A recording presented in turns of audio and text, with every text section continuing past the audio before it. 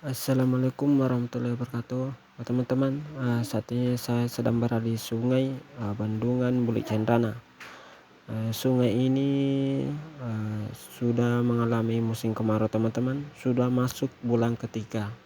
Sungai ini kering. Sungai ini juga merupakan sungai yang paling besar teman-teman, yang ada di Kecamatan Pituriawa, kampung saya di Desa Buli Cendana, Kabupaten Sidrap. Teman-teman, aliran sungai yang ada di sungai ini merupakan aliran air yang paling besar yang ada di beberapa kabupaten. Aliran airnya mengalir sampai ke Kabupaten Wajo, Sulawesi Selatan, dan beberapa kabupaten lain. Sementara itu, kemarau yang terjadi atau yang ditimbulkan dari kekeringan ini, bahan pangan itu sangat menipis teman-teman. Akibatnya banyak tanaman yang mati, petani kehilangan pekerjaan, petani kehilangan mata pencarian, sehingga berdampak terjadinya urbanisasi dan lain sebagainya. Mengenai kemarau yang terjadi saat ini, ada beberapa penyebab sehingga kekeringan terjadi di daerah kita saat ini. Yang pertama, karena curah hujan rendah. Penyebab curah hujan yang rendah itu yang paling umum terjadi di daerah kita itu disebabkan karena perubahan iklim teman-teman. Perubahan iklim membuat hujan menjadi jarang turun. Rendahnya hujan juga diakibatkan karena rendahnya tingkat produksi uap air dan awan. Apabila hujan turun itu sangat sedikit, makanya musim kemarau akan menjadi semakin lama dan kekeringan akan melanda.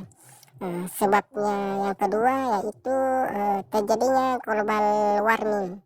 Global warming ini terjadi pemanasan global secara global yang hampir terjadi seluruh dunia.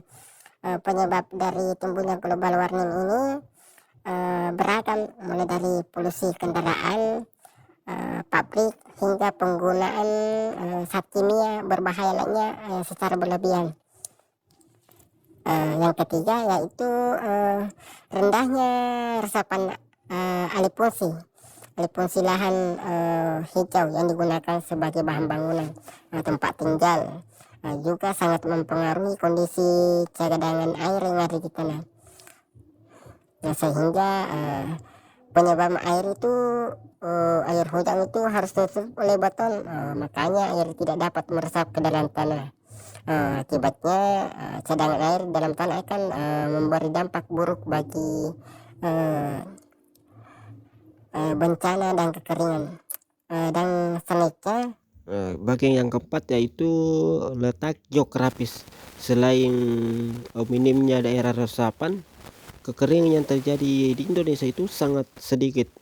Juga dipengaruhi oleh letak geografis ini teman-teman. Letak geografis yang berada di garis khatulistiwa yang diapit dua benua dan dua samudra. Indonesia secara geografis itu juga terletak di daerah Mosong yang merupakan fenomena alam di mana sangat sering terjadi perubahan iklim secara ekstrim, disebabkan perubahan tekanan udara dari daratan. Perubahan tersebut menyebabkan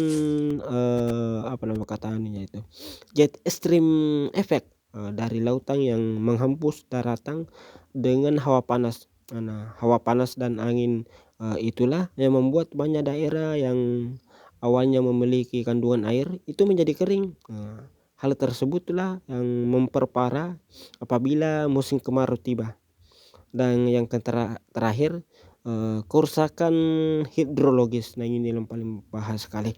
Kerusakan hidrologis ini merupakan kerusakan fungsi dari wilayah hulu sungai atau waduk atau bendungan. Pada bagian saluran irigasinya itu terisi sedimen dalam jumlah yang sangat besar.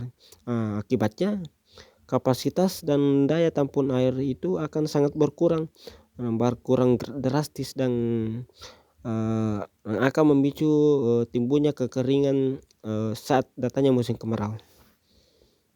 Oke, itulah teman-teman tadi adanya, karena masih mau melanjutkan perjalanan, masih mau ke kebun dan mengambil beberapa buah-buahan di sini. Terima kasih, salam Nusantara. Assalamualaikum warahmatullahi wabarakatuh. Terima kasih atas perhatiannya.